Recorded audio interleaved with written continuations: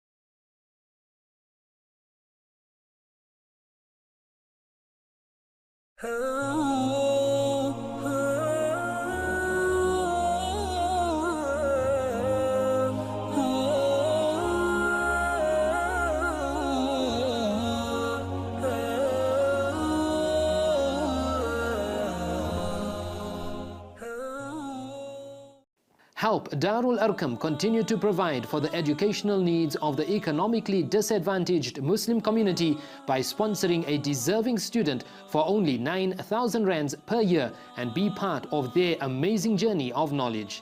Remember, angels spread their wings for those who seek knowledge, but imagine the bounty awaiting those who make education available. Call us today or visit www.darularqam.co.za.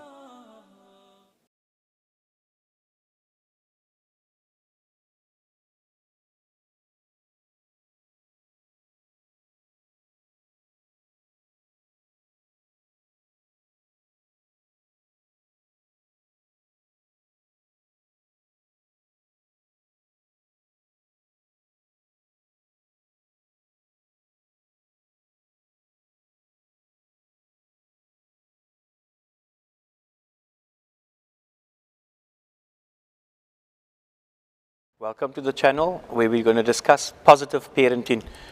In case you're a bit confused about the host for today's session, Sheikh Alexander has been invited to do a lecture series in Durban, and he's asked me to substitute for him, and I hope to do a good job of that. I am Rafiq Kaji.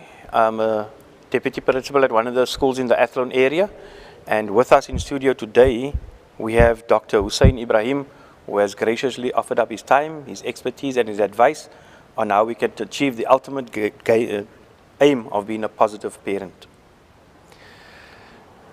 Shukran, thank you, Rafiq.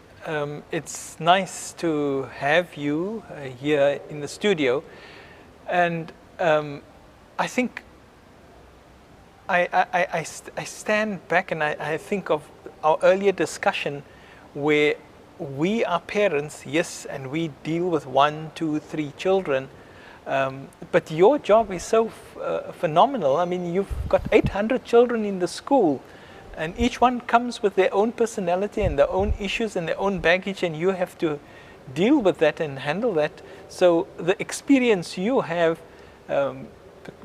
should be phenomenal for us, and like the Prophet ﷺ said, that you learn from the cradle to the grave. So I'm happy in a way that you are here because we can learn so much from you with all that experience, alhamdulillah. Alhamdulillah.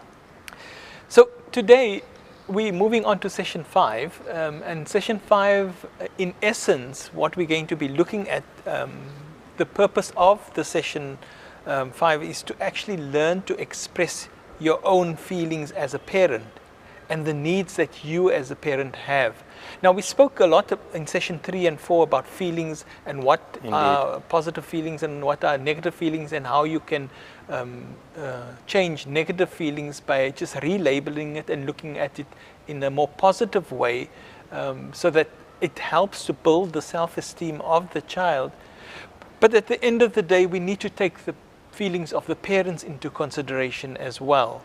So just to recap on what we have learned so far in all the sessions, initially we looked at the goals of misbehavior. We looked at the factors that affect behavior.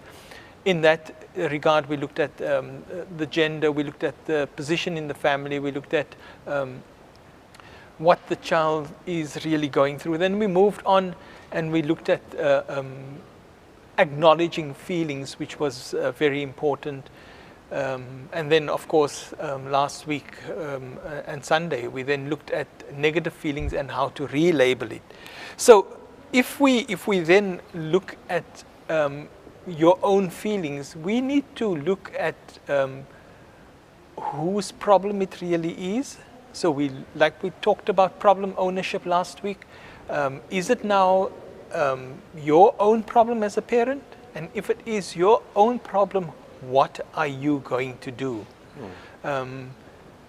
So in essence, we're going to be looking at your own feelings as a parent.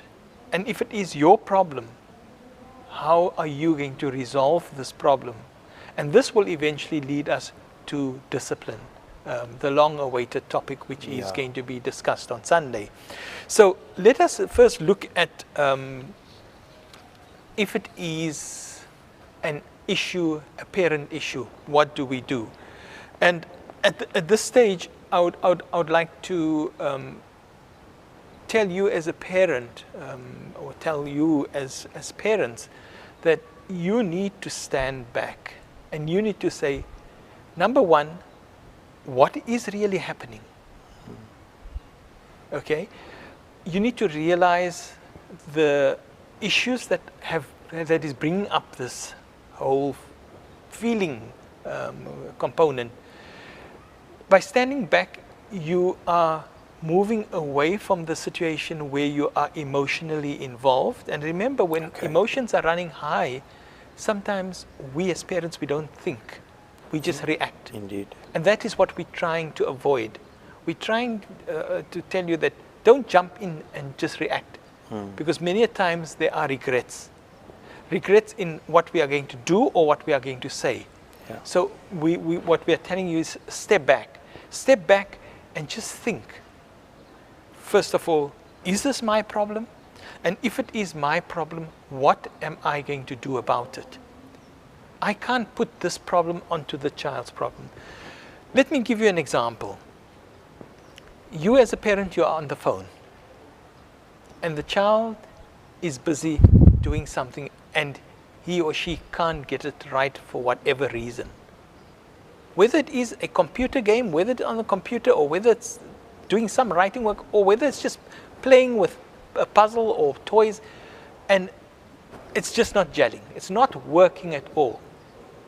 And you are on this phone, and the child is making a noise. Many a times we as parents react in saying, keep quiet, I'm on the phone.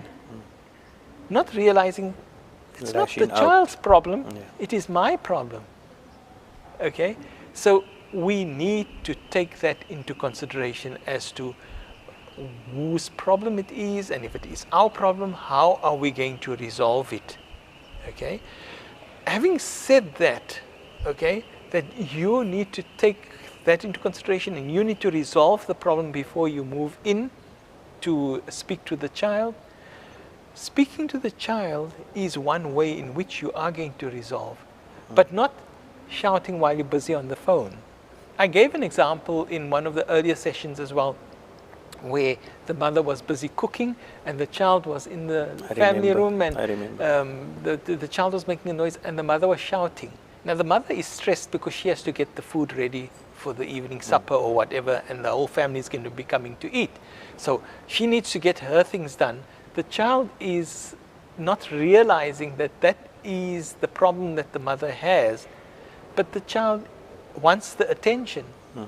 And maybe, you know, that mother needs to take the pot off. Instead of shouting from the kitchen, take the pot off the stove, go to the child, eyeball with the child, go down to the level of the child.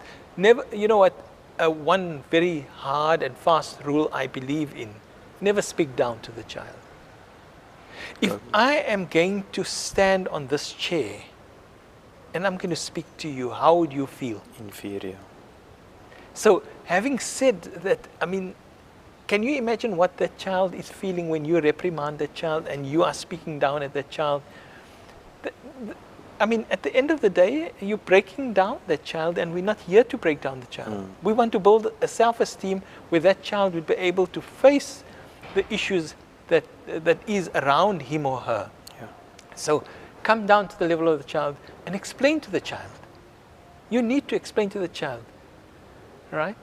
And this is such an important point, because many a times we don't take this into consideration, and we just break down the child and we think we've done a good job. Yeah.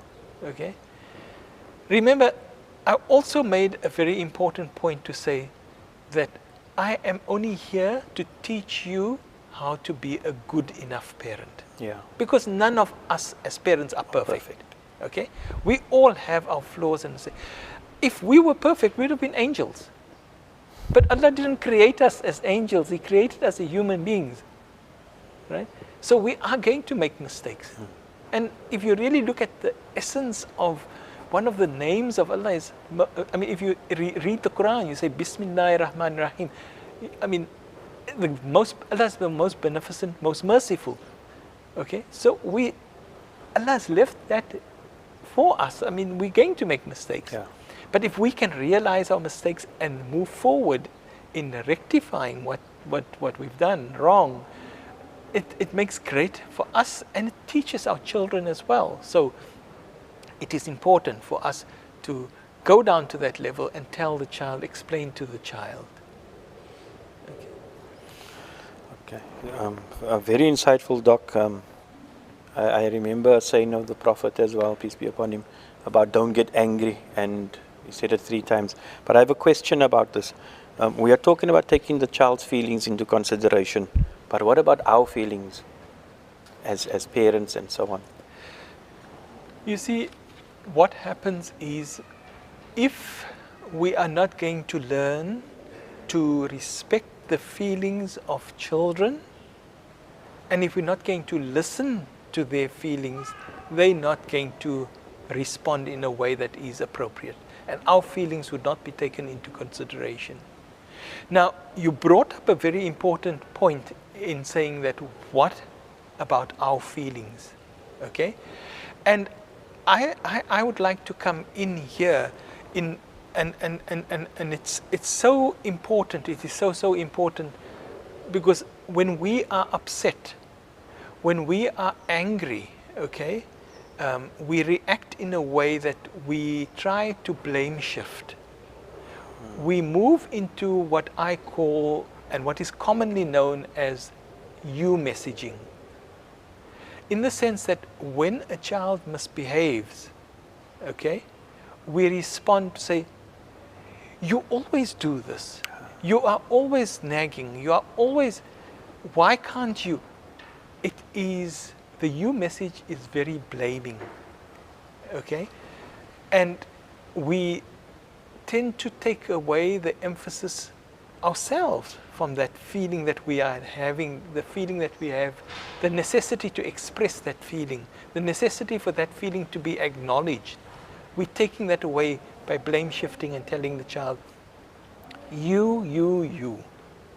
And what we need to do is we need to move away from that you messages and move to what we call the I messages.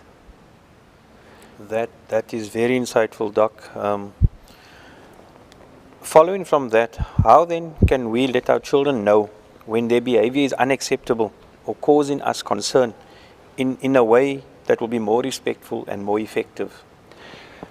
Okay, what we need to do is, like I said, we need to move on to I messages, okay? And basically, I'm going to give you an example of how to construct an I message. But before I can do that, as a parent, you need to realize that this whole new way of thinking, this whole new way of going to react in a different way needs to become part of me. It must be natural. Okay, children are very perceptive to your behavior that you unconsciously portray. Okay, if you are going to all of a sudden change and you're going to say, I feel very upset, or whatever the case is, they're going to think, now where did that come from? Okay, so we need to try and practice what I'm going to be teaching here for it to become part of us. And if it can become part of us, it just flows naturally. And the child needs to realize that it is natural, and that is exactly how you feel. And just for a short while going to refer to the notes, because then I can give you the steps of an iMessage. If you tell me to construct it, I'll do it. But there are certain reasons why we do it in a certain fashion so that it can be recognized. Okay. Before we go on to iMessage, just a note on UMessages. What really happens is children become sort of deaf to what you are saying, because it's the same story. You are naughty, you are this, you are that. It's very blaming, and they tune out from that listening. At the end of the day, you are talking to a deaf ear, to the wall. You know, it's like talk to the hand, the face is not listening type of scenario. Yeah. So one of the biggest downfalls of UMessages is where you come to a situation where that child becomes tune deaf. And they're not listening to you. Okay? And yet we talked about listening skills. Okay? So even if you are going to use the listening skills, but you are still using UMessages, you are undoing what you really want to do by using the skill of listening. So we need to move into iMessages in the way that, first of all, it needs to be affirmative, in the sense it needs to be assertive rather than affirmative. When you use an iMessage, you need to assert, and for lack of words, I'm going to use authority. So you need to use some authority. You need to say, I am in control. I, as a parent, I am in control and I can do this. And I'm going to express how I feel about your behavior and how it is upsetting me. And you are going to make amends by changing that behavior. So what you're doing is you're building up the scenario. You're saying exactly how you as a parent feel. So you're expressing your feeling, whether it's negative or positive. Remember, I said that we tend to concentrate on the negatives. We don't concentrate on the positives. But when a child is doing something right, use an iMessage to congratulate the child. Tell him or her exactly how you are feeling about it as well. Okay, so they know that it's not only the negatives that you are looking at. Yeah, I mean, you're being very sort of fair. So you are expressing your feelings. You explaining to the child what is the problem and how it is affecting you, because it is your problem. And that is why you're using the iMessage. Yeah. So you're taking the emphasis away from the child. You're saying it is my problem and it's affecting me in this way, and I need to do something about it. And this is how you are going to help me to do it, by changing your behavior. Okay? And it's going to move into the discipline topic that we're going to be talking about, where then you actually give the child choices and how you would actually go about it. So in essence, when you talk about an iMessage, the message does not focus on the child, it focuses on you as the parent. Okay, number one. Number two, you as a parent take responsibility for the feeling, because you can express your feeling. And thirdly, it does not assign blame. So you're not blaming the child, which at the end of the day is a crucial factor in when you want behavior to be changed. Okay? And like I'm going to give an example. An example, when the kitchen is, an example of an iMessage, sorry, is when the kitchen is left untidy. So the issue is the kitchen is untidy. Okay? I feel thoroughly frustrated. That's how I feel as a parent, okay? Because I cannot start cooking, so you're giving a reason as to why. Why you are feeling frustrated? Because you can't start cooking, okay? As opposed to say, why don't you clean up the kitchen? I want to come and do my work here. Now you are in the way. I mean, that's natural responses. Yeah. And you know what happens is, as parents, we react so quickly in that way. And this is why many times we say, stand back. Think, if I'm going to say something, what am I teaching the child? It's not only a message that you're giving over to the child, but what are you teaching the child? You know? Sometimes we respond, you're stupid. Yeah. Okay? And that is a very common response. Yeah. Okay? As parents. Now you're stupid. Child feels self-fulfilling prophecy. I am stupid. I can't accomplish anything. I can't do it. I'm a no use. Okay? And then what happens? Child flogs out. True. And then we as parents, where did I go wrong? So when you are talking to the child, think before you talk. Think, what message are you giving over? And this is why the I messages, the blame is taken away. You're not blaming the child. It is my problem as a parent. It's a parent problem. Yeah. And I'm taking ownership of that problem. But you as a child, you're going to help me because you are in that situation that is contributing to the problem. Okay? So that's how you construct basically the I message. You take into consideration what the problem is, what feelings it's causing, sorry, and how it's affecting you as the parent. Okay. There are many advantages of using the I message, and I think I've sort of made note of 6 major advantages. The first one being, when you say how you are feeling, it cannot be denied. It's real. The child can't say, no, it's not, you know. And if the child does say, maybe the child hasn't understood your feeling and you need to clarify it as a parent. Okay. Okay? So that's the first advantage. The child cannot deny it. The second advantage of iMessages, they do not provide solutions. You are going to workshop the solutions together.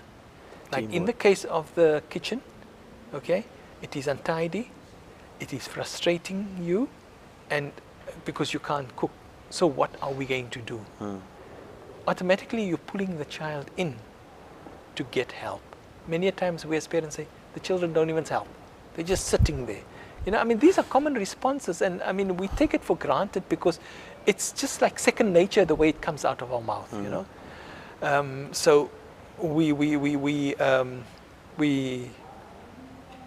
not saying that iMessages are solutions. We're making a statement, and we're going to coerce to be able to get the help. Number 3, iMessages encourages parents to examine and express their own feelings. Yeah. Okay?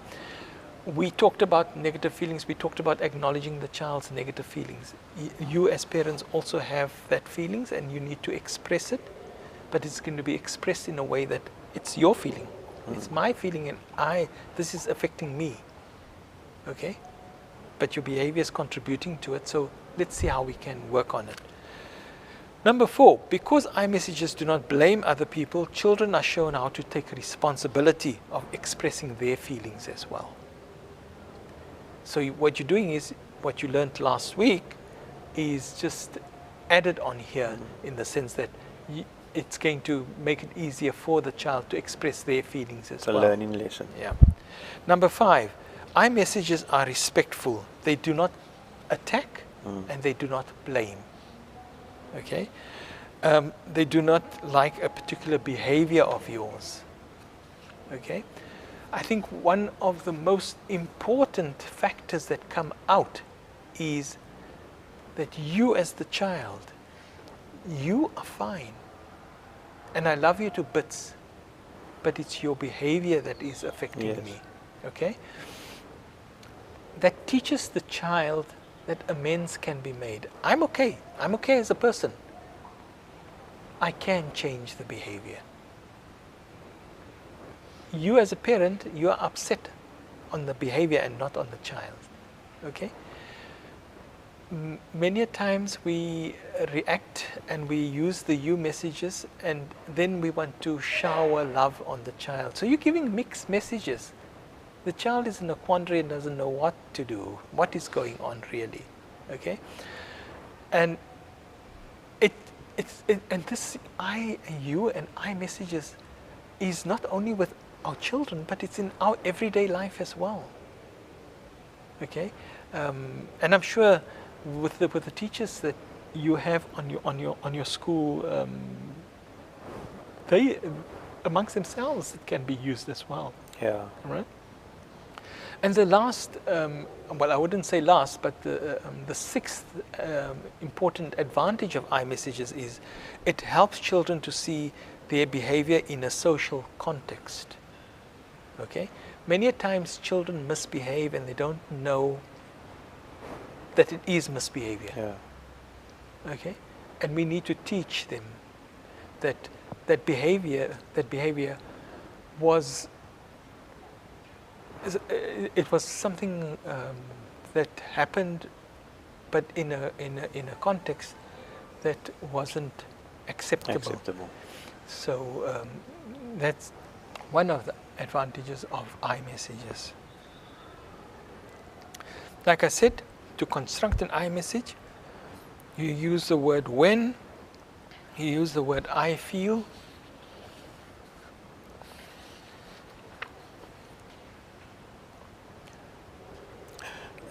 Doc, not to be negative, and I've pondered, and I'm sure we will all ponder what you've raised with those 6 points there. But what if iMessages don't work? What then?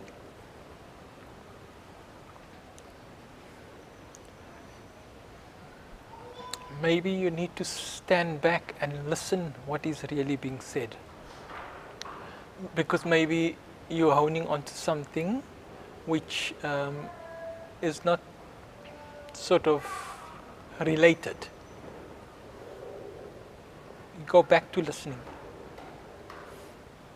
Try and listen what the child's behavior is saying.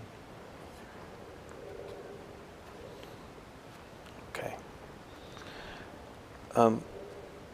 Would this then, or does that approach not put the child on a guilt trip?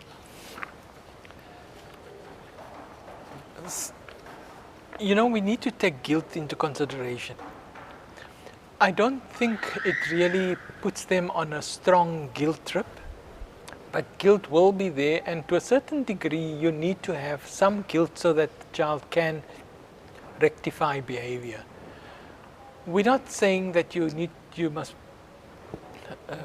put the child on a massive guilt trip, but you need to bring some guilt to the surface so that the child can take or feel some responsibility for the action, and I think that is important.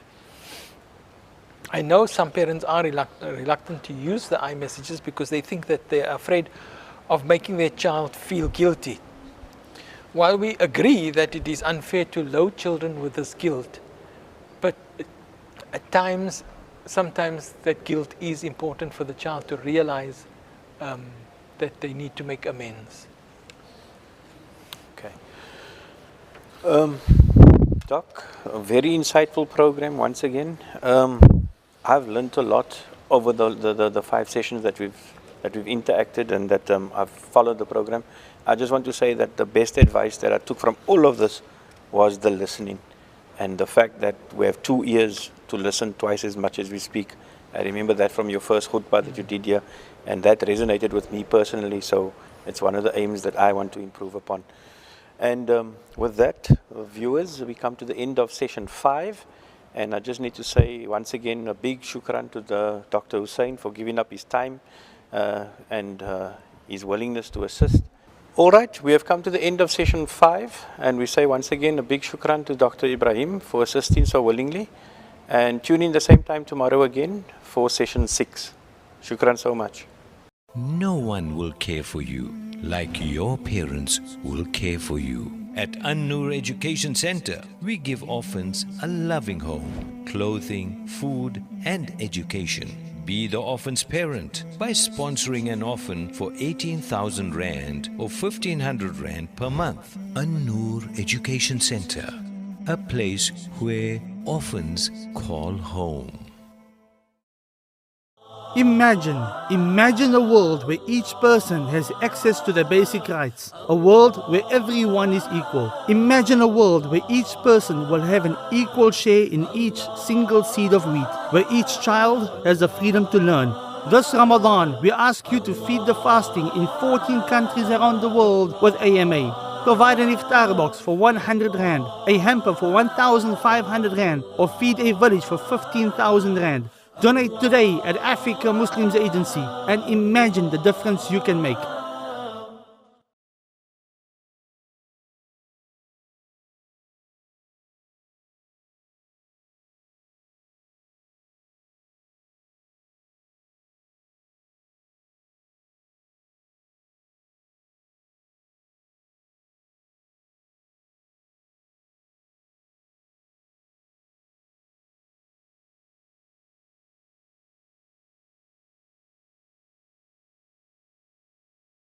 Oh